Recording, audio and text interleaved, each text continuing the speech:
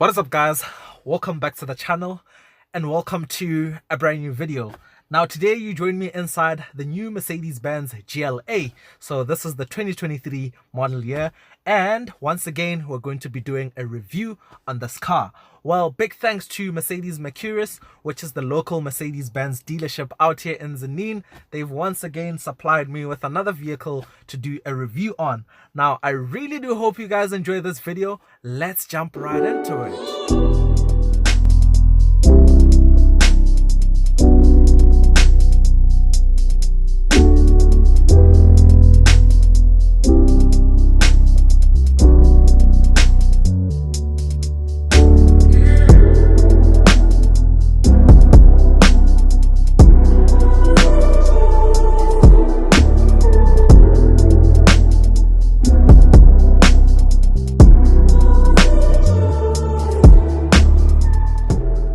So here it is then, and once again let us just take a moment to appreciate our settings. It looks absolutely beautiful out here, even though today it's very overcast. Now the GLA. So the Mercedes GLA is a subcompact luxury crossover SUV.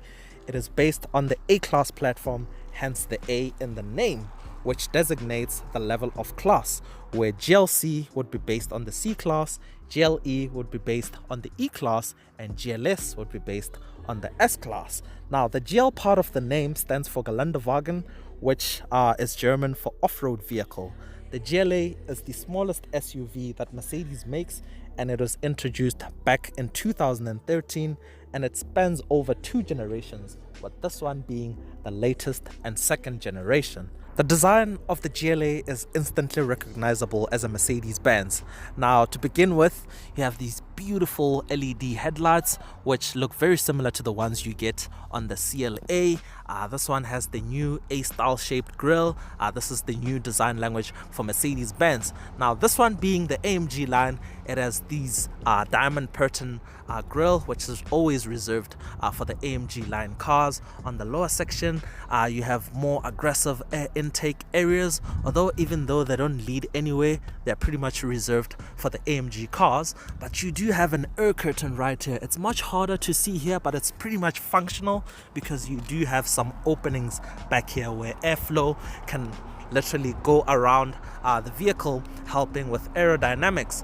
Down below you have all these fins that look like predator teeth, helping with that aggression. Now, another thing I would like to point out, in the A-Class video, link down in the description below for that video, I did talk about AMG power domes.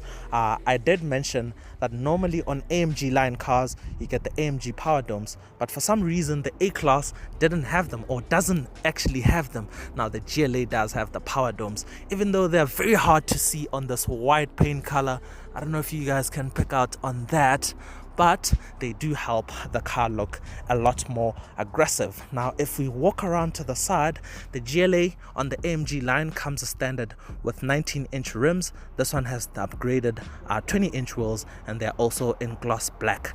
They also have the AMG logo right there. So furthermore to the side, this car being an SUV, you get a touch of black, which adds that tough and ruggedness look. There's also a chrome strip that runs on the side of the car.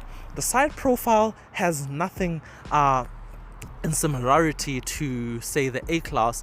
It is pretty much exclusive to the GLA, but it sort of reminds me of the B-Class, but it does look really nice. Coming around to the back, you have GLA 200 model designation, LED taillights, fake exhaust. Why? No idea.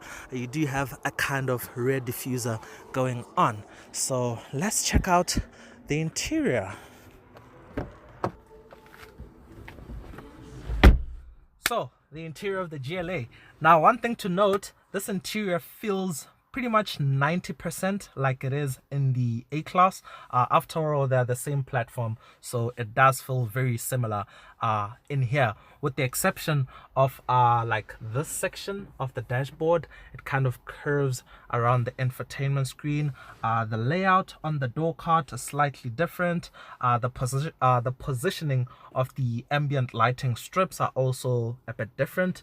You do have some strips right here on the center console which are not present in the A-Class. There's also one strip here that also curves down on the door cart.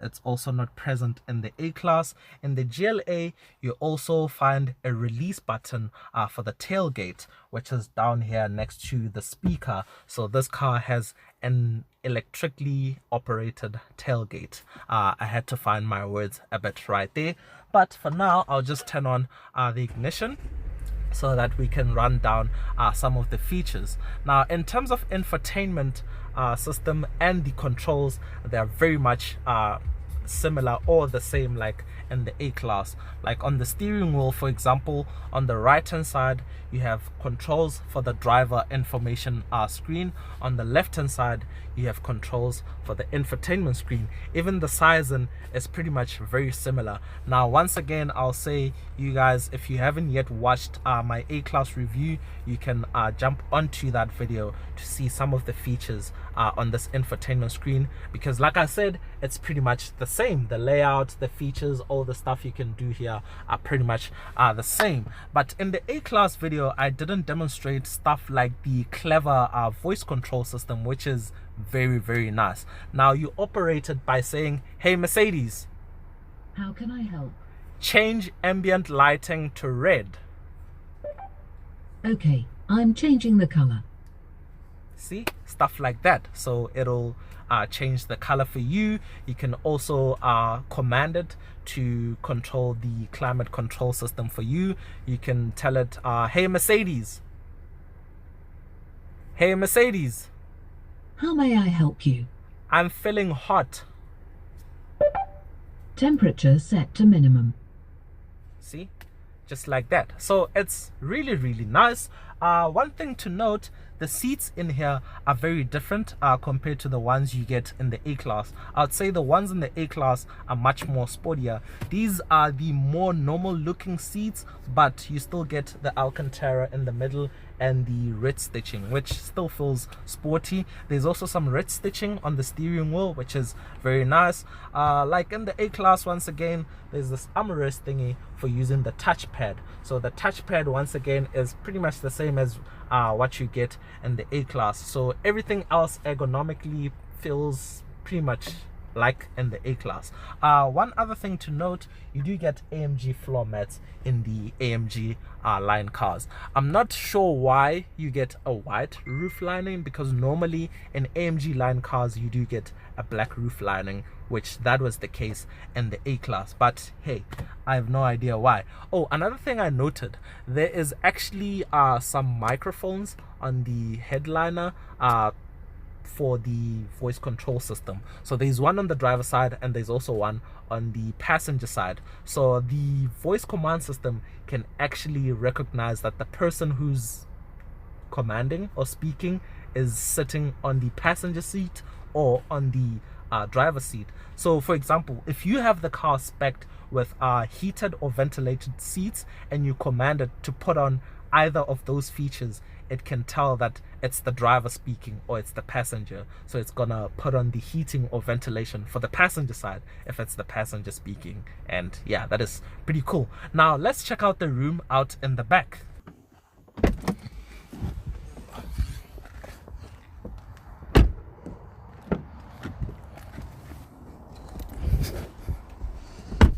So the back room on the GLA. Now this seat is currently in my driving position, and as you can see, the legroom is a bit limited, but one thing that's nice about these seats is that they curve in, so they do give you a bit more room. Now one thing to note about the GLA is that it's slightly taller than the A-Class. It's also slightly wider and it rides taller, so the ride height is also higher. So you do feel that inside here because you have a lot more room in terms of headroom back here, which is very much appreciated. I didn't note something. This car has the panoramic sunroof. You do have a glass for the front section and a glass for the rear section, which is very, very nice, and you can pretty much cover it up with the blinds if you so wish to do so. So yeah, panoramic roof is very much appreciated in here. Other than that, the seats are pretty much the same. You do have the Alcantara in the middle. The rest of it is just pretty much leather. Let's check out the boot space.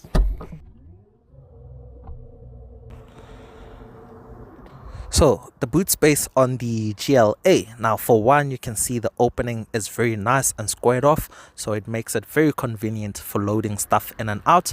There's a bit of a load lip right here, but it's not too bad. It's actually doable. So the capacity is about 435 liters, which is pretty much decent. The space is actually quite big. Nothing more interesting to see.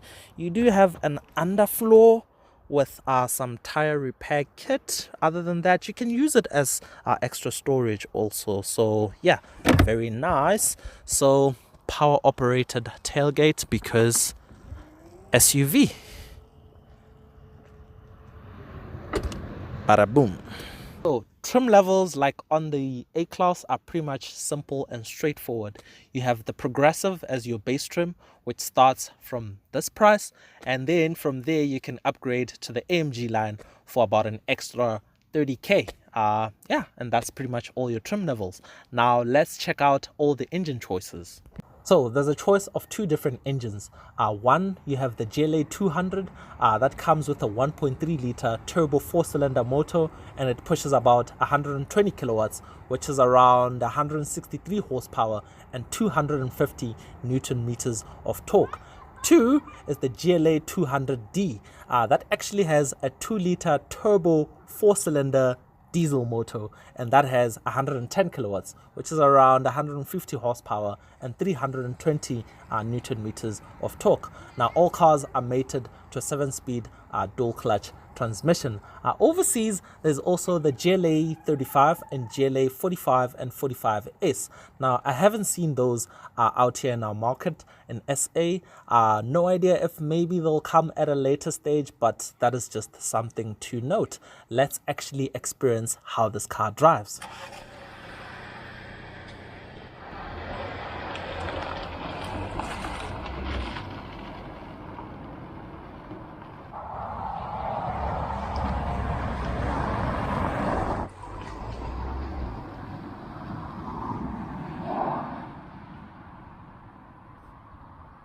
So guys, you joined me inside the GLA and we're just gonna go for a quick drive.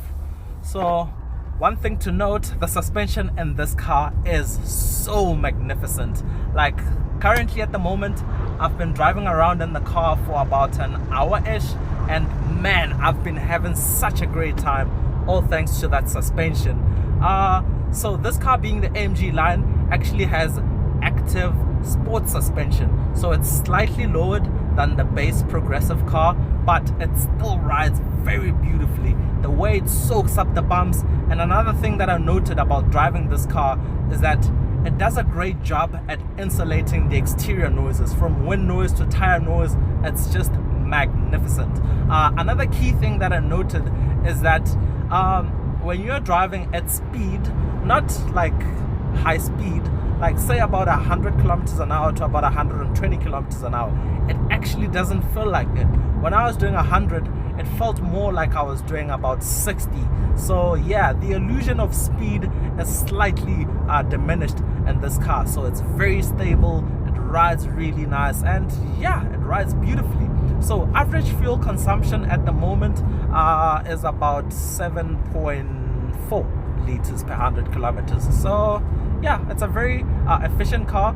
This car also has a mild hybrid setup because I noticed while I'm driving, there is a meter that shows me consumption in live readout figures, and when I'm just coasting without being on the accelerator, it goes into charging mode. So yeah, that is quite handy. It will definitely help in aiding with efficient driving. So yeah, saves you a bit of fuel. So if I go onto the dynamic select and I select sport, so I'm going to slow down a bit. I'm actually currently driving on an incline, so I'm just going to wait for the road to level out a bit. So remember, this one is actually the GLA 200, so it's the 1.3 liter 4-cylinder motor, 120 kilowatts and 250 Newton meters of torque. So I want to slow down a bit more. So I'm currently doing about 75 kilometers an hour, and if I floor it, it instantly kicks down. So it's very responsive.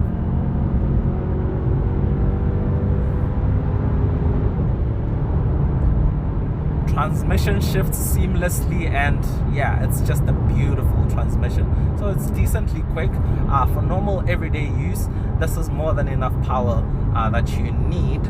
So I'm just going to put it back into comfort, because I enjoy driving in comfort mode actually. So yeah, I mean, this is the smallest SUV that Mercedes makes, but in here it doesn't feel any less Mercedes. Look, it feels just as special as the bigger cars, with the exception that in here you won't get as nice a material than obviously on higher up models through the range, but you still get some Alcantara on the door, which is pretty nice. The red stitching still extends on the door, and I do like that.